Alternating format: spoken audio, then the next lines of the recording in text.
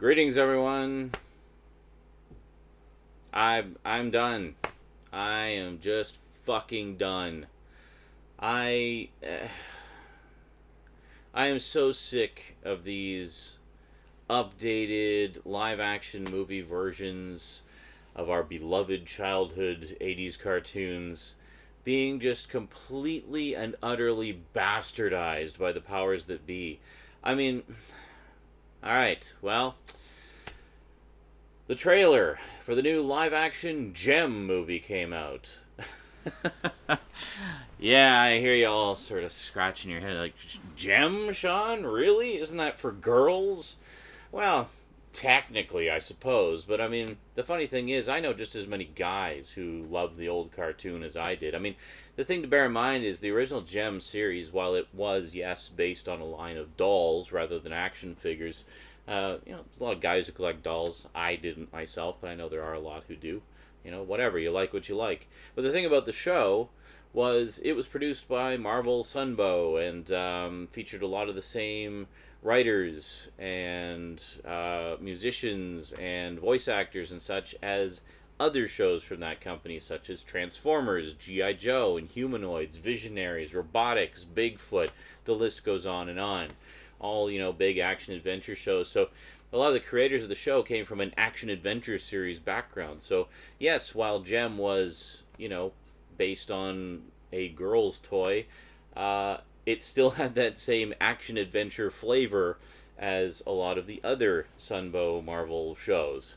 So, yeah, it had a lot of appeal for folks like me who loved all the other shows, and I was actually very pleasantly surprised by it when it first showed up on Super Saturday back in the day, and followed it on and off ever since. I even contributed stuff to the complete series DVD set that Shout Factory put out. Good stuff. So here's the thing. When I heard that they were doing a live action version, I thought, wow, how cool is that? I mean, a few years ago, it seemed iffy that we would even get a complete DVD set of the series. But then we got that. I guess it did really well. And then, about a year ago, they announced that they're doing a live action movie. And at first, it looked very promising. We saw this shortly after the announcement.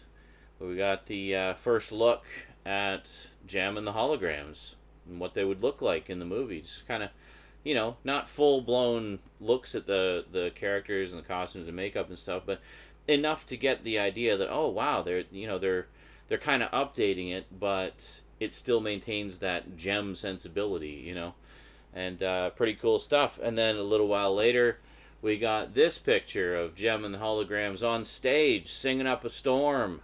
Awesome. This is looking really good so far. So, cue the cautious optimism. I even posted on the fan page at the time, from what I had heard, what little we had heard, and the photos we'd seen. I thought, maybe this will be the one. Maybe this will be the one that actually is faithful to the source material and respectful of the source material. I mean, Jem lasted for 3 seasons when it was on. 3 seasons for an animated series based on a line of toys in the 80s. That's huge. That is a mega hit. That is massive. Now, granted, it only totaled 65 episodes total, but which, for many shows was one season, one single 13-week, 5 episodes per week season. 65 episodes, the magic syndication number. But they spread it out over 3 seasons, so, I mean, it had a pretty good run. Very good indeed. In fact, let's spread this out a little bit here. There we go. All 3 seasons. Fantastic. Bingo. So, yeah, I mean, there's a wealth of material to draw upon, certainly, over the course of the series there, and, there's a huge fan base for it. I wouldn't say the fan base is as huge as something like G.I. Joe and the Transformers, which have been kept alive over the years a lot more, and I think a lot of people felt that, well, Jem was so quintessentially 80s. I mean, an action-adventure cartoon from the music video, rock video era. There's just no way you could do it today. I beg to differ. I think you could very easily do it today, especially with, all the retro fun that seems to be prevalent nowadays. I mean, it's all about you get that retro cool factor, you know. With Jem, I mean, yes, it's very 80s. There's no question about it. The music is very 80s. The style is very 80s. The fashions and everything, but that doesn't mean it can't be done. I mean, why not just set it in the 80s? You know, there you go. Make it just a retro blast to the past, and have some fun with it. You know, that there's no reason you couldn't do that. I mean, you see that with comedy movies and period pieces and whatnot all the time. So why not with Jem? But okay, fine. You want to modernize it? Great. Let's see Jem in the age of social media. Cool. That could be interesting. There's some potential with that concept too. But all right. Here's the lowdown. We got the trailer, which if you have not seen the trailer, you can check it out in the description. I've posted it down there for you. So we finally, after all the teases and hints and stuff that we got along the way, we finally got our first full look at what the movie will be like. And holy fucking shit, could they possibly have screwed it up anymore? Screwed it up to the point where my first reaction was, wow, please don't release this. Just fucking junk it, scrap it, and start over again, because you done fucked up real good. Here's the thing, okay? The original series has its own kind of mythology and backstory and whatnot. For example, the main character, Jerrica Benton, is an orphan. Her father has passed away, and in part of her inheritance was she inherited Starlight Music, big music company. She also inherited an orphanage, basically an orphanage for girls. And she's a very kind, good-hearted person and wants to really help these orphaned girls, but they're struggling for money, they're struggling to make ends meet. So it turns out that her dad also had a kind of supercomputer called Synergy, and a whole bunch of musical instruments, stuff left over from Starlight. So Jem and her foster sister Kimber and some of their friends decide to try their hand at putting together a rock band to generate some money to help the orphanage. Now it's a classic 80s story. Let's put on a concert to help the orphaned kids, but it was done in a way that wasn't overly cheesy. I mean, you got to know a lot of the orphaned kids as well. It wasn't just all about selling dolls. There was a story to it, and it had heart to it, and that was one of the appeals of it. And then you had, so you had the whole thing about Jerrica becoming Jem, but there was some, I guess legal reasons she couldn't be a star at Starlight and run the orphanage. I forget what the logistics of it were, if there even were any logistics. Just for whatever reason, she didn't want anybody to know that she was Jem, and she kept this. It was like her secret identity. So, running an orphanage by day, rock star by night, kind of thing. So yeah, and then Starlight Music was kind of being. There's this sleazy guy named Eric Raymond who was kind of muscling in on Starlight and trying to do his own thing with it. He I believe also had a share in the company, or a significant share in the company, so he was trying to run it his way and whatnot, and he had formed his own band called the Misfits. And the Misfits were kind of like this they were kind of modeled after punk rock and such, but more with a pop twist on it. So it's like, picture punk if it was pop. Pop punk, if you will. And, the Misfits were straight up bad guys, and, so there you had the nice little rivalry between Jem and the Holograms and the Misfits and such. But even the characters of the Misfits weren't just black and white, evil or good. There were gray areas there, and that's one of the things that made it interesting. Eric Raymond was straight up evil, but the Misfits were much more fleshed out characters and interesting. You get like Stormer, for example, had was actually quite a nice person. It was just kind of like she's a nice girl who fell in with the wrong crowd and couldn't do anything about it, but tried to do good when she could. So that was pretty cool. So you got all these cool things going on in the show. A lot of material to draw upon for a movie, whether you're setting it in the modern day or or in the 80s as a retro thing. There's a lot of potential there. They could have done a lot with it.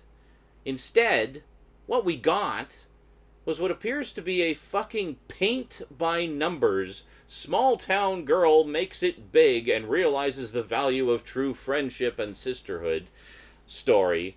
You know, like fucking Hannah Montana, the movie, basically. It's like they took a chance by licensing this particular franchise, which, you know, has a fairly niche fan base, but I think wider appeal than a lot of people realize, but didn't take any chances with the movie. It's like, let's just play it safe and do the same old boring, predictable, crap-ass bullshit story that we've always done for anything involving a rock band, and we'll just play it safe so that we at least make our profit, make our budget back, and then everything will be okay. Instead of actually doing something interesting, doing something creative, you know, like the concept is rife with potential for doing something really fun, interesting, entertaining, and franchise creating, and being popular, not just for fans of the show and the old stuff, but also for new fans, you know, new potential fans. It just could have been so much more. It's part and parcel, pre-packaged. All those P words, ready to go. There's not much you had to do. I just don't get it. So, yeah, so the movie, Starlight Music, yeah, it's not owned by Jerrica. She didn't inherit it. She's just a random fucking orphan. And has nothing to do with it. Starlight Music is just an all-purpose, generic, mega corporation music company. Nothing special about it at all. And instead of Eric Raymond, you got Juliette Lewis as the corrupt music exec. And, you know, while I'm on the subject, where the fuck are the Misfits? There's no Misfits in this. I want to see my live-action Misfits, goddammit. Where are they? Yeah, so instead of having the rival band created by Starlight Music to compete with Jem and do the battle of the bands and what have you, yeah, it's just the corrupt music execs trying to corrupt Jem. Like, what the fuck is that all about? There's no synergy. Oh, there's a throwaway line in the trailer where she's like, Showtime synergy, which I'm sure has absolutely no context whatsoever. It's like the clumsiest, most awkward bit of bullshit fan service I have ever seen. It's like, why are you saying that? Are you referring to the metaphysical concept of synergy? Or is there actually a synergy in it that we haven't seen? Because I highly doubt the latter. The other thing is, all the holograms, yeah, they're all sisters now. They're all sisters. They all grew up in the same foster home together, so they're all sisters. Yep. Why? Why? What is the point? They can't just be friends? We need to have them sisters? Like, why? What is the point of that? Yes, there's no Eric Raymond, there's no Misfits, there's no synergy, there's no orphanage. No orphanage. Maybe there'll be some reference to an orphanage that they grew up in. But yeah, there's no orphanage for young girls because, you know, fuck the orphans. And, yeah, so I just don't get it. Like, how do you fuck up Jem? And how do you fuck up Jem this catastrophically? I mean, for God's sake, there was a fucking One Direction song in the trailer. One Direction? Really? Can we just make them go away now, please? So sick of this corporate created boy band bullshit. Like, ever since New Kids on the Block, it's just been non-stop parades of corporate created by committee boy band bullshit everywhere. Sick of it. Go away. Stop the madness. So, yeah. So here's the thing, you know, I mean, this is basically all our hopes have been dashed in one fell swoop. There's no way this movie is going to be a hit. There is no way. I mean, if you look online, even people who've never heard of the franchise have been commenting on the trailer posts and saying, wow, this looks like crap. Well, chances are people who watched that trailer were your target audience, you know, teenagers, 20-somethings, and they're all saying it looks like crap. Good job. One good thing to come out of this, apparently the guy who directs it was originally slated to direct the He-Man and the Masters of the Universe new movie. And he was pulled off that project to do this project. And, well, let's be thankful for small mercies. At least he won't be touching He-Man now. Hopefully he won't be touching anything ever again. Blame the director, blame the writer, blame the fucking studio, actually, for just not wanting to take chances. You know, this really could have been something fun and entertaining and spawned at least a couple more movies. Now, my prediction, it's going to bomb. It's going to bomb hard, and it's going to find its way into the bargain bins after about 3 months. Yep. Good job, guys. You got the third most popular Hasbro franchise in history. Well, I guess My Little Pony has surpassed it, but, you know, whatever. The third most popular 80s franchise. And you ruined it. You just threw away the opportunity. I don't know what to say. Anyway, that's it for my rant. Hope you enjoyed it. Big thanks to my Patreon sponsors, especially Kyle Pellegrini. Really appreciate the support, everybody. Please do consider becoming a sponsor, because it just allows me to do more stuff like this more frequently, and I certainly appreciate the support. Anyway, I'm going to go rage by myself. Talk to you later. Until then, thanks for watching, and sayonara.